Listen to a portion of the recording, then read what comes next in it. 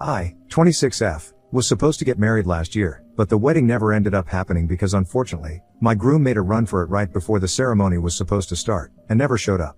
My ex-fiancé, Garrett, 23M, and I had been together for 3 years before he proposed. We met through friends and got along very well. The first time we met, happened to be at a party hosted by one of our common friends. We discovered that we had a lot in common and ended up talking the entire evening, after which he asked me out. I said yes. We went out on a couple of dates and realized that we really liked each other. Within 3 months, we were officially in a relationship, and everything was going great. 6 months in, we had introduced each other to our families, and a year later, we moved in together. We were in love, and I couldn't imagine anyone better for me than him. I was convinced that he was my soulmate, and everything was blissful for the 3 years that we were together. We did have occasional fights, but we would always make up, and it would never be too serious, so we had nothing to worry about. Our friends and family constantly commented on how great our relationship was, and I believed it, because honestly, we probably had the healthiest relationship ever. Anytime we had a problem or an issue, we would just talk to each other and sort it out. That's a promise that we had made to each other, that we would always talk things through and never give up on each other. So when he decided to propose, over a year ago, I said yes, because everybody had their eyes on us, since it was a public event that he had organized for the proposal. But later on, when we were on our own, I decided to talk to him because in spite of the love that we have for each other, I was still 3 years older than him, and I know it's not a lot, but in our 20s, 3 years makes a huge difference. When I had met him, he had been 20 and I had been 23, and even, I had been kind of skeptical about dating him because he seemed young. Almost too young to be with me, and I was worried about what people would say, but he was just so charming and wonderful that I couldn't help but say yes because it just felt like it was meant to be. But marriage was a big deal, and I didn't want him to sign up for something that he wasn't ready for yet just because it was the socially acceptable thing to do. So the night of our engagement, I sat him down and asked him if he was sure about this because I was ready to wait for a couple more years until he was a bit older and had made up his mind about marriage. It could very well be possible that 3 years later, maybe he wouldn't be on the same page about marriage, and I didn't want that to ruin what we had. I was ready to wait for him, and I wanted him to know that there was no pressure on him to get married as soon as we could, just because people believed that we had to. But he reassured me that he was ready for it, and the only reason that he had proposed to me and asked me to marry him was because he wanted to. There was no pressure on him anyway. So I had spoken to him about this, but in spite of that, he ruined everything that we had. There was a gap of almost 8 months between our engagement and our wedding, so he had 8 months to tell me that he had been having second thoughts about the wedding, instead of embarrassing me at the altar. But for the entirety of those months, he said nothing and just sat tight with his mouth shut. He pretended to be in love with me the entire time, and even in the last week, leading up to the wedding, he said nothing, and there was literally no way for me to know that he had been having second thoughts and didn't want to get married anymore. It truly was an Academy Award-worthy performance, I have to give him that. And maybe, somewhere deep down, I also wanted to believe that he wouldn't abandon me, or do anything to jeopardize our relationship, which is why I turned a blind eye to a lot of subtle, small things. The science was really small, but I had noticed them. I just convinced myself that it was no big deal and everything would be fine. I also didn't want to seem like a crazy paranoid person, making a big deal out of everything by bringing those things up. They were little things like he had stopped waiting for me to finish my meal before he got up from the dinner table, something that he would always do before since I was a slow eater. He also started slowly spending more time on the phone before bedtime, but before the engagement, we would always go to bed at the same time and keep our phones aside for some personal quality time. It was just small things like these that made me feel a little weird, but I didn't bring it up with him because I didn't want to come off as paranoid or silly. He was getting married to me, I had the ring on my finger, so small things like these should not have mattered to me. That's what I told myself and convinced myself not to worry about any of these things, and let it all slide. But other than that, there were no other signs, and I literally could never have predicted that he would have left me at the altar after everything that we had promised to each other. In the week leading up to the wedding, we were still going strong. He constantly kept telling me that he loved me and everything was normal.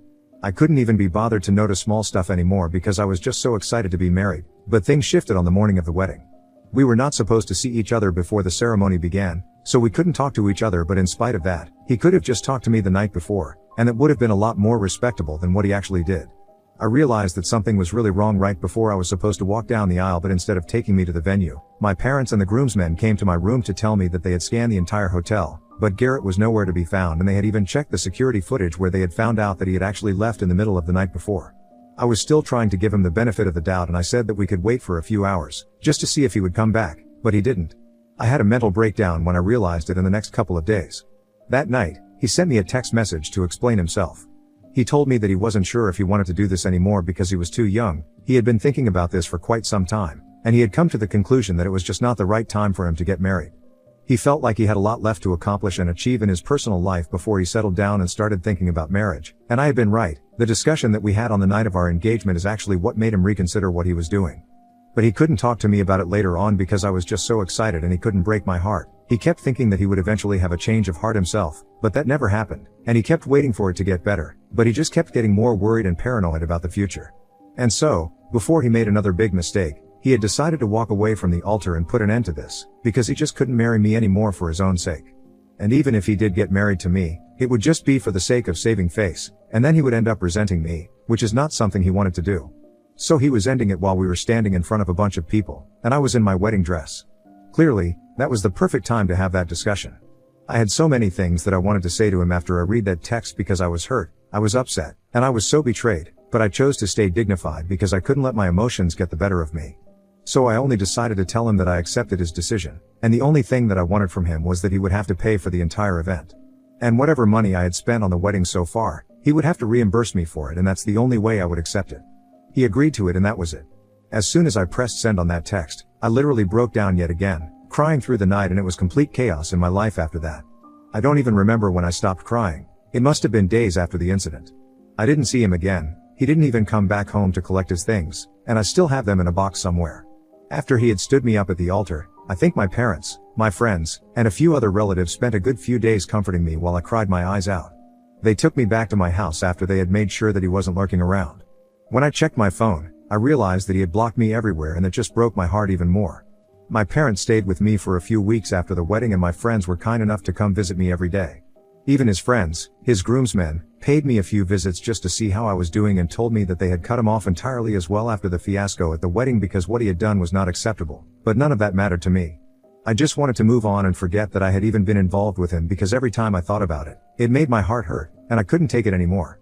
So I decided to take a break from everyone and everything and just took off. I went away on a tour of Asian countries for around 6 months and tried my best to forget about everything. And I have got to say, it helped a lot. I know that this is not something that is accessible to everyone, but I am a working woman myself and I have quite a lot of money saved up since I work in the field of investment banking, which is quite hectic but pays really well. Also, my dad is the CEO of his own business, which is quite lucrative, so he helped me out with the funds as well, and after my really long vacation, I came back, feeling rejuvenated, and like a totally different person.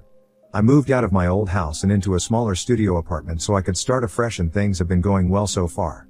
I also started therapy because it was quite necessary for me to really heal and recover from my past relationship, and it was quite helpful. Everything was going well until last week when Garrett got back in touch with me to tell me why he did what he did. I had changed my number, but somehow, he got a hold of it.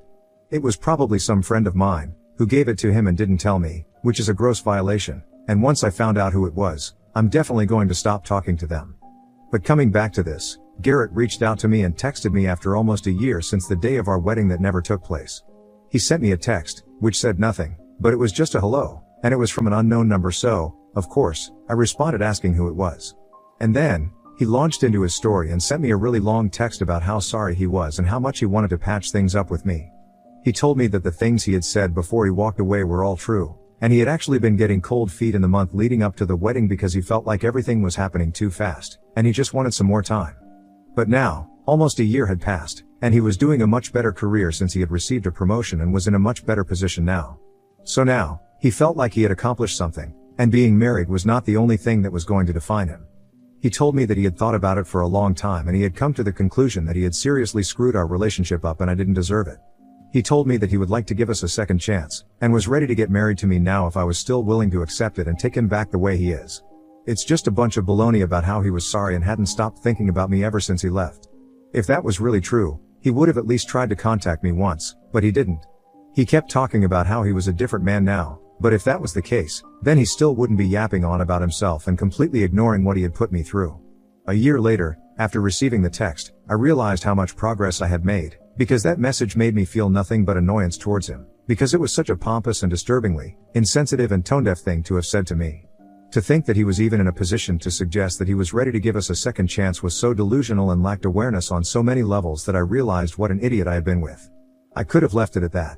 I just ignored the message that he sent, but I did something which might have made me the So last week, I decided to go out on a date with a coworker of mine. He was new and had been working with us for only a month, but we had been talking a lot. It felt weird because I wasn't completely over Garrett, but I felt like it was about time that at least tried to move on from him, actively. I had healed emotionally and I had come to terms with the fact that he was never going to come back, and even if he did, I was not going to take him back. But still, a teeny tiny part of me still hasn't been able to completely forget him, which is why I hadn't been out on any dates in the past few months.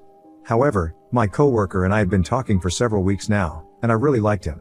I wouldn't say that I have feelings for him or anything of the sort, but I definitely could see something happening between us, and I wanted to give myself a real chance at a relationship again because Garrett might have broken my heart, but I wasn't going to let that dictate every other relationship of my life. So, after a lot of deliberation, I said yes, when he asked me out and I had taken a bunch of photos with him when we went out on our date. It was a really classy and fun date because first, we went out to a restaurant, and then, we went to a bar and got totally drunk, and sang karaoke with strangers. I had a picture with him where I was kissing him on the cheek, and both of us were pretty drunk in it. It was a cute picture and I knew that if Garrett saw it, he would lose his mind. So I decided to send it to him and then block him, just for the sake of it. I wanted him to feel bad, which is why I did it, and in hindsight, I probably shouldn't have done that because it just escalated the drama. After that text, I received a call from my parents and they were really concerned because apparently, Garrett had shown up at their house and was begging them to let him speak to me because I had blocked him and he didn't know how else to talk to me. He was pretty desperate, and I could hear it in my mother's voice that she was very concerned because of the way that he was behaving. I could hear him in the background, he was wailing and acting like a toddler throwing a tantrum. I could hear my dad trying to calm him down with soothing words, but even that wasn't working and he kept insisting that he wanted to talk to me and fix things with me because he was just not going to let me give up on us so easily. I was quite alarmed by the way that he was behaving, which is why I agreed to talk to him. That, and also because I didn't want him to bother my parents anymore. Once my mother handed the phone to him, he started screaming at me hysterically and said that I couldn't be with someone else. He was clearly unhinged at that moment, and I was even shocked.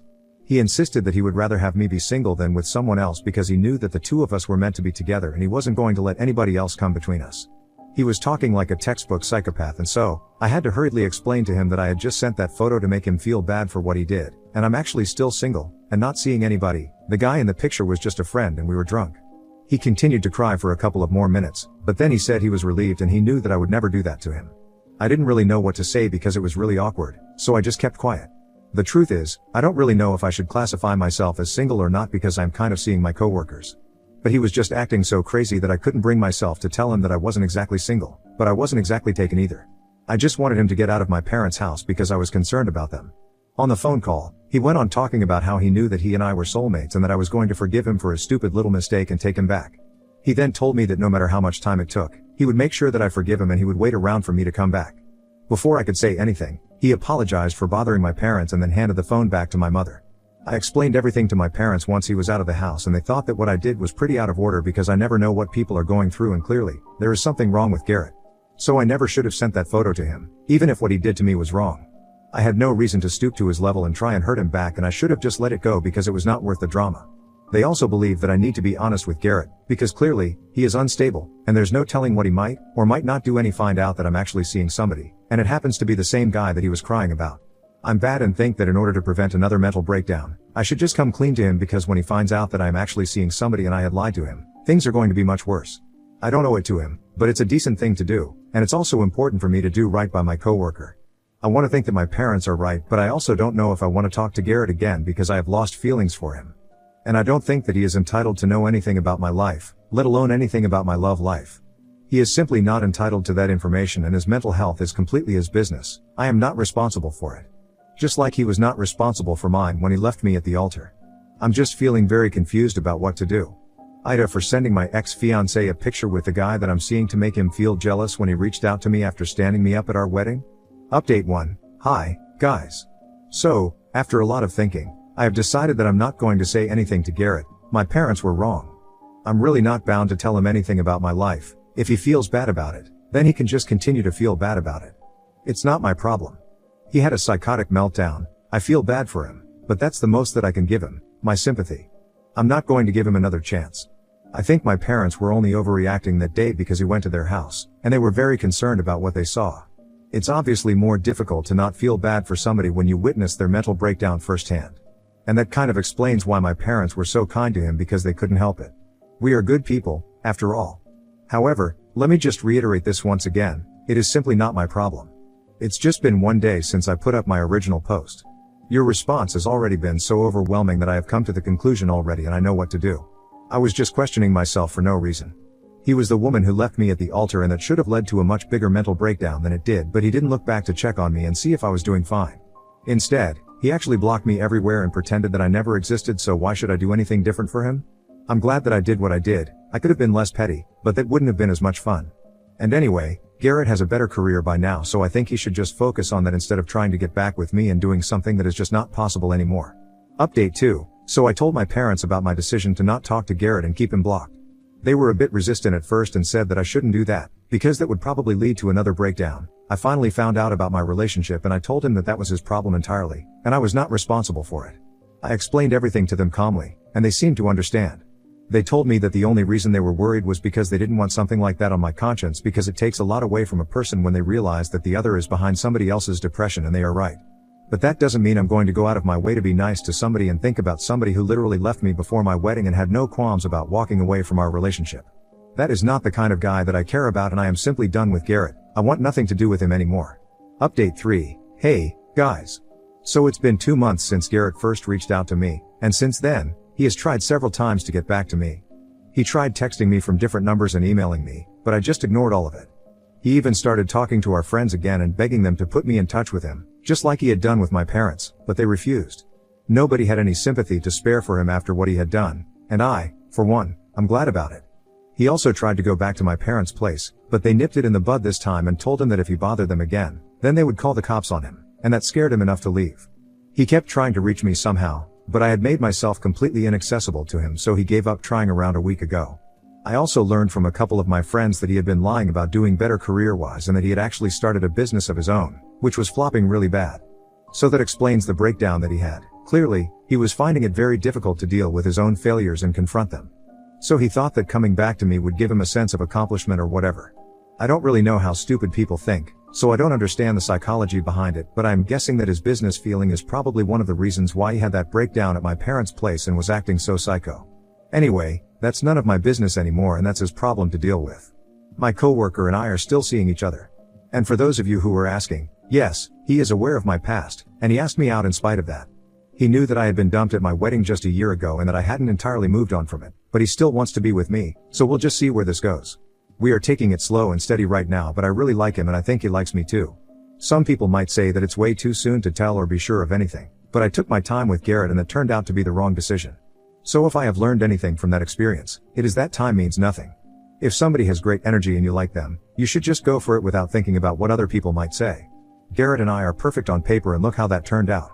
So a lot of you guys mentioned that it was too soon for me to actually like somebody because it's just been a year since Garrett and I broke up, but I don't really care. I'm gonna go with my gut this time, and see how it works out. Update 4. Hey, folks. I can't believe I'm back after almost 4 years and with such great news. But first things first, in my last update, almost 4 years ago, I mentioned that Garrett had given up trying to contact me.